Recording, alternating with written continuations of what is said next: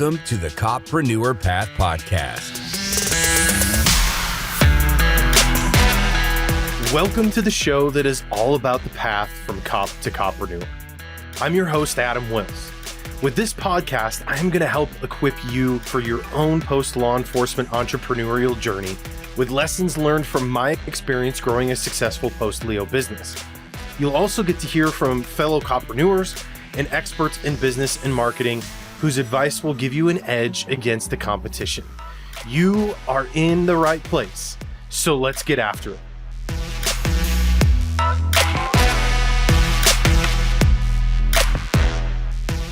Welcome to another episode of the COPreneur Path Podcast, brought to you by LEO2CEO.com. I am really excited today, guys, about this episode because so many of you in the LEO2CEO community and just listeners of the show have either messaged me or asked me questions directly specific to publishing a book. And you guys, honestly, you asked me a bunch of questions that are way over my head that I have zero experience to be able to respond to about self-publishing versus finding a publisher and how to write and how to get your thoughts together and outline those things. And so I'm excited today because I've brought to you a guest that can help answer all of those questions for you guys. So if you are listening today and you've been thinking about writing a book or wondering if that's something that you can even accomplish, whether you're a writer or not, this is the episode for you. And so I'm really excited to have Julie Broad with me today. Julie, it's great to have you. Thanks, Adam. It's great to be here. Yeah. So book launchers, tell us a little bit about book launchers. Yeah. So we are a self-publishing services firm. Essentially, we act like a publisher, but you end up being the publisher at the end. So you keep all rights and royalties, but we're producing books at the quality level of a traditionally published book. And then the best part is we actually help you market it at the end, which a lot of people think I need a publisher because they just want to get the book out there. And then they think the publisher is going to do the rest. But publishers don't. They're going to give you a deal because you're going to market because they believe you'll sell books. So we're actually going to help you sell the book. So we've got, strategic marketing plans, and my team works with you, pitching you to get on podcasts and live appearances and media, newsletters, all those kind of great things that help get the word out about your book, but also really help you grow a business, which is why I love books so much, is because they're a great feed to building a business, building a brand. They are. I actually heard, and I'm loosely quoting here. I probably won't get it right at all, but I've heard someone recently say that there was a study done or some metric that they provided that demonstrated that having a book, authoring a book, actually current day carries more weight and value in most people's minds than a degree. Is that right? Do you see that being the case? Yeah, I mean, I do, because if you look in your industry, most people, whatever your industry is, most people have the same credentials, right? They differentiate themselves by, our team has 50 years of experience, but there's not a lot else to differentiate people. Book makes you the expert on a certain subject, and it will make you stand out in your industry because as much as everybody has the same credentials, not everybody has written a book, and they haven't written a book on your particular subject, right? So yeah, I do think it's better than a degree, for that reason. It's also one of those things where your degree is important, but when you look at the media and who they put on who they deem an expert, it's almost always the author of, right? Like that's the subtext or the title underneath is, Julie Broad, author of, right? Not always, MBA. Like no, they don't put that up there. Yeah. Yeah.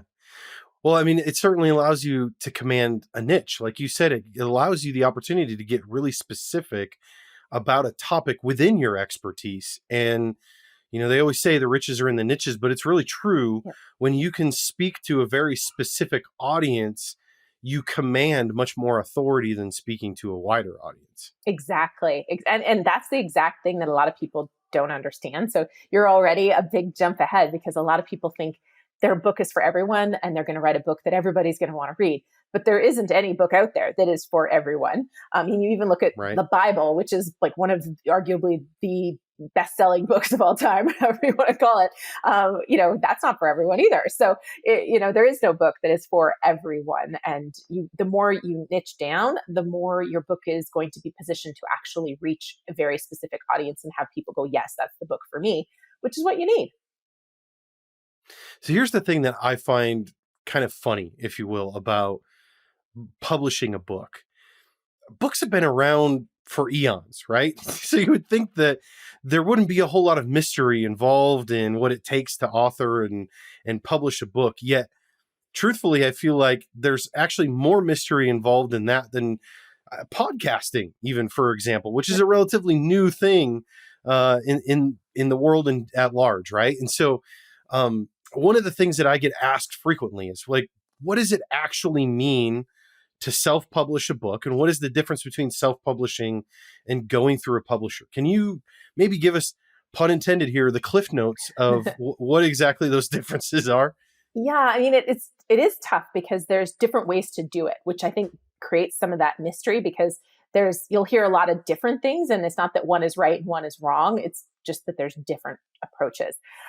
So the fundamental thing is the difference between self-publishing and traditional publishing is really down to, what you're getting paid and who owns the rights. So a traditional publisher will own the rights to your material, which is a really important thing to understand in nonfiction in particular, because they're now owning your intellectual property, because that's what you've really given them, right? In exchange for the book deal, you've given them the intellectual property. And for me, that is an asset that I prefer to own. It's my intellectual property. So unless I'm getting a really, really juicy deal from a publisher, I'm going to own my own rights.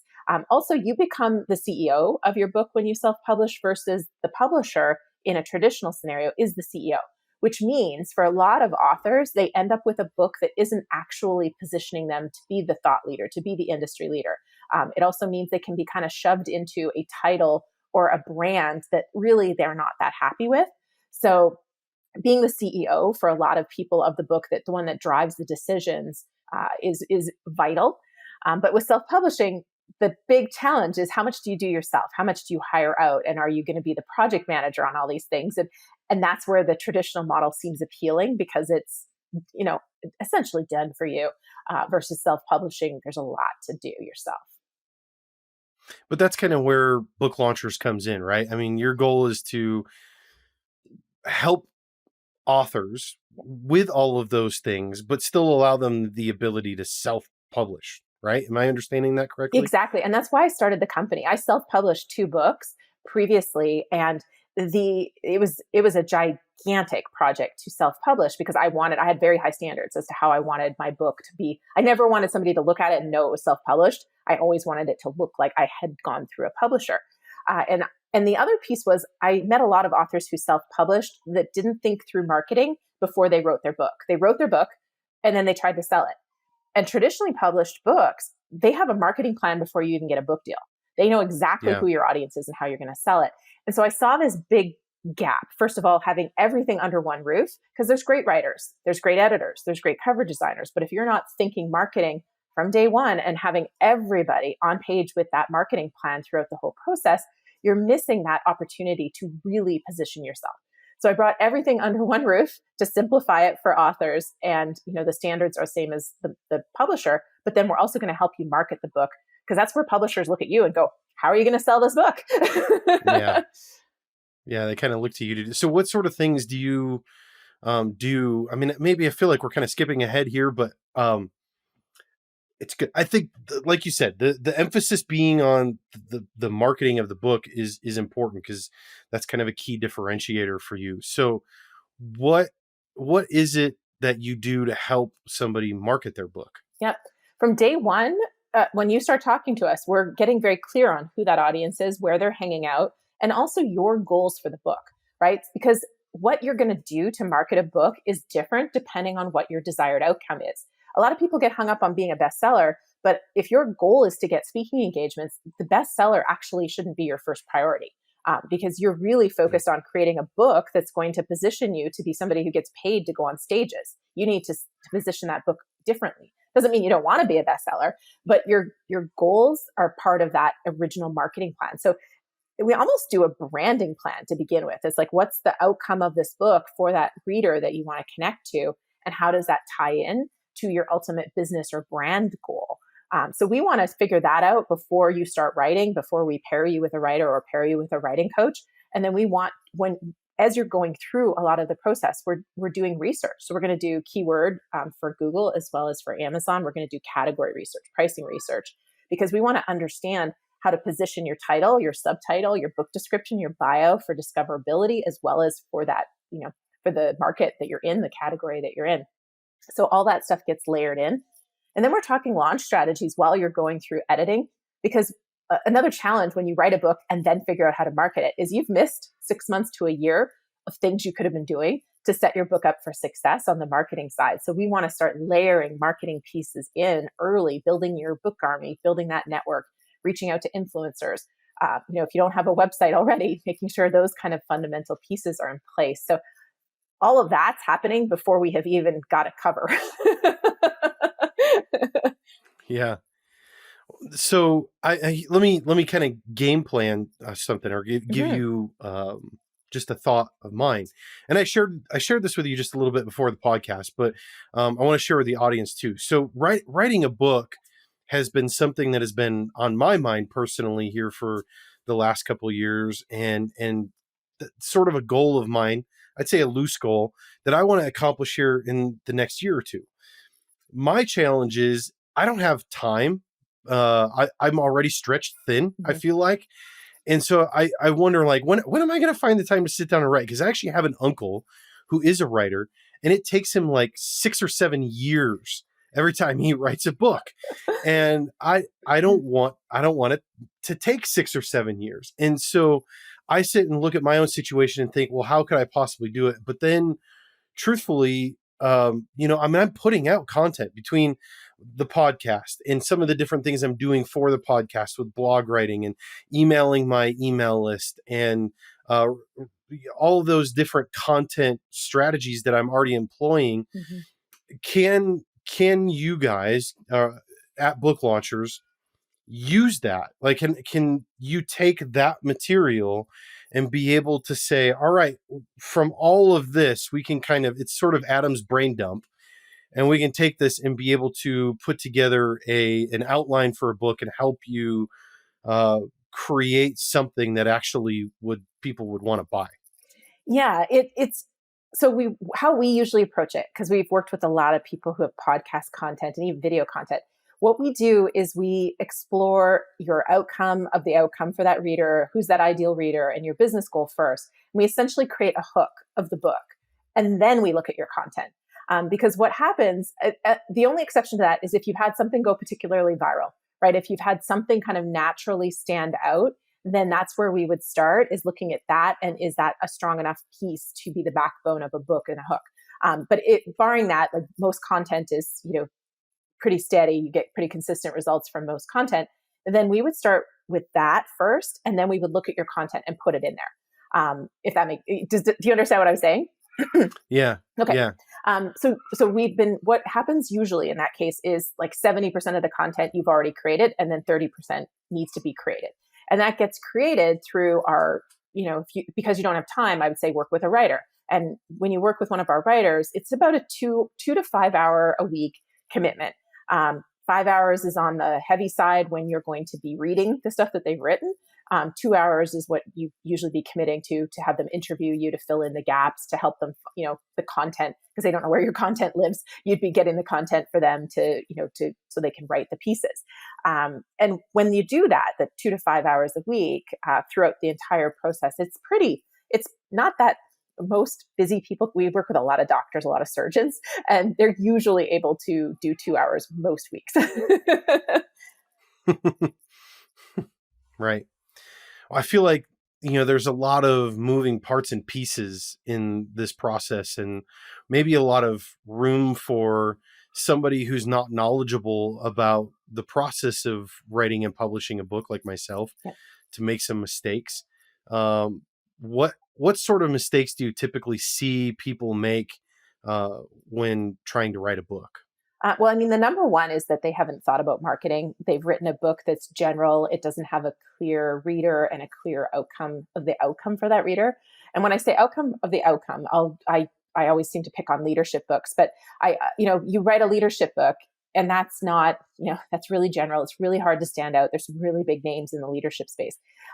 Once somebody reads your book and they have now learned your particular angle on leadership, what now happens in their life? Like, are they now able to lead millennials better? Are they now able to handle difficult people? Like, you have to drive deeper. And then once they handle those difficult people better, are they advancing in their career? Do they now make more money, or do they live a better life? So you have to drive down deep. And most people don't do that before they write their book. So that's problem one. The other mistake I see a lot is well-intentioned authors who hire the wrong editors. They hire right editors in the wrong order. They hire an editor that's a copy editor who does sentence structure, word choice, grammar, punctuation. What they really need is a developmental editor, because that's the person who actually makes your book structurally sound with a strong hook, a good audience, those kind of pieces. And so a lot of people will spend thousands of dollars on a great copy editor, but their book actually isn't better afterwards. So what do you recommend to people then on the front end that are looking into this process? How can they avoid some of those challenges from the beginning and make sure that they're on the right path? And whether they look at book launchers or not, what are some resources? Yeah, I mean, I have a YouTube channel that I put a lot of information on to help people, because I'm really passionate about making sure people do avoid a lot of these expensive mistakes, whether they work with book launchers or not. So that would be one place. I mean, it's all great content just geared towards helping you avoid things. But ultimately, there's some great resources in the independent author space. There's Ally, which is ALLI, which is the Alliance of Independent Authors. They have great content. They actually have what they call the watchdog, because there's a lot of not so reputable companies that are selling you on dreams, but delivering very little on the back end. And so they've gone through and they vet companies, and having gone through their vetting process, I can tell you they take it really seriously. It was intense to the point where I was like, geez, we're like, are we going to come out of this okay? So it's a legit vetting process. And so if you're ever thinking of working with any company, an editor or a company like Book Launchers, you could go to their watchdog page and evaluate it. I think that's a great resource for everyone. And what then can somebody look at as being a potential? I mean, obviously there's a lot of time that needs to be invested in something like this, whether or not you're actually doing all of the writing yourself or you're working with a writer. It still takes your time, your sweat equity and your input, and certainly a financial investment. What does somebody have to kind of look forward to ballparking? What is that time and money investment? Yeah, I mean, a lot of it depends, like it's choices, right? So a lot of it does depend on quality and, your desired outcome from the book. Because if it's a lead magnet that's going to be a part of a funnel and generate email addresses, that's a different goal than the book that you want to have position you as a paid consultant and a speaker and, be on media. So there are different investment levels, both time and money wise. But what we do, if you're working with our coach versus writing it yourself versus working with a writer, doing it yourself, you're probably going to invest somewhere around $15,000 over the course of a year to a year and a half. If you're working with one of the writers, it's probably more like $30,000 to $40,000, with a slightly shorter time frame. But it does vary. We're set up as a monthly service because we work with you at the end on marketing for as long as you want our support on marketing. And that's whenever somebody says, what's your cut? And I'm like, well, if we're doing well on marketing, you're going to stay with us for a long time. So the more we set your book up to succeed, the longer relationship we're going to have. So that's how we win. Right. And so that's kind of how we work. But the investment really does vary. Awesome. Well, you have been a phenomenal resource so far. I've just kind of peppered you with questions here, and I appreciate it. But I mean, it's a huge topic, and people are looking for a lot of information about it. I want to point folks that are listening to a few of your resources, and so I'll do that. You've got 3 books out there that are all available on Amazon. So More Than Cash Flow is one of them. And then you have the new brand you and Self-Publish and Succeed. So I want to point everybody to go check those out on Amazon. I'll also link to those, of course, in the show notes page for this episode, if you go check that out. But you also have a resource you wanted to share with my audience. Is that right? Yeah. I have a download that will help just really think through the early phases to avoid the mistakes that we talked about. And that's how to write a business book that's set up to sell. And it's a downloadable workbook that you can get. And I think you'll have the link for them, but it's at booklaunchers.com/businessbook. Yep. So we'll definitely link to that in the show notes as well. And you guys can check that out, that free resource to help you kind of just get the foundation started, get something under your feet. So at least you have an idea of the sense of direction. Julie, why don't you share with us just a closing thought and let everybody know where they can find you and connect with you? Yeah, for sure. I mean, I think a lot of people think they're waiting for the right time to write a book. And I can tell you from being on the other side of that you'll never find a perfect time. And ultimately, you do want to write your book well before you think you need it. Because what you don't want to have happen, which happens to a lot of people we work with, is they're like, I have this major event coming up in 4 months. I need my book to be done by then. Well, you want to be a year before that happens. So you're not rushing it and frantically creating something that you won't be proud of. So start it sooner than you really think. You want to be on your second book by then. Exactly. So, the missing piece is always action. I would start today because you're never going to feel ready. Awesome. That is really good advice. Where can people find you and connect with you? I mean, get that business book download. That gets you my email address. So once you've downloaded that, just hit reply if you've got questions, and that'll go straight to me. Awesome. Well, Julie, thanks for coming on the show. I'm sure you'll get some questions. I'm just going to start pointing everybody to you, and they all ask me these questions. I'm saying, I don't know. Here's Julie's email address. I love it. And my YouTube channel too. We've answered almost every question there is there. Awesome. Well, thanks for being on the show, Julie. I really appreciate it. Thank you.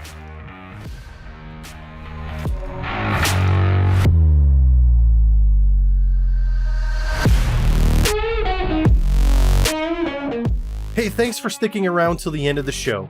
If you enjoyed this episode, please consider leaving a review at leo2ceo.com/podcast-review or in your preferred podcast listening app.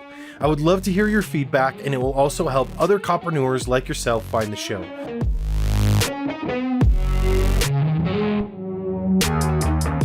Be sure to check out the show notes for this episode.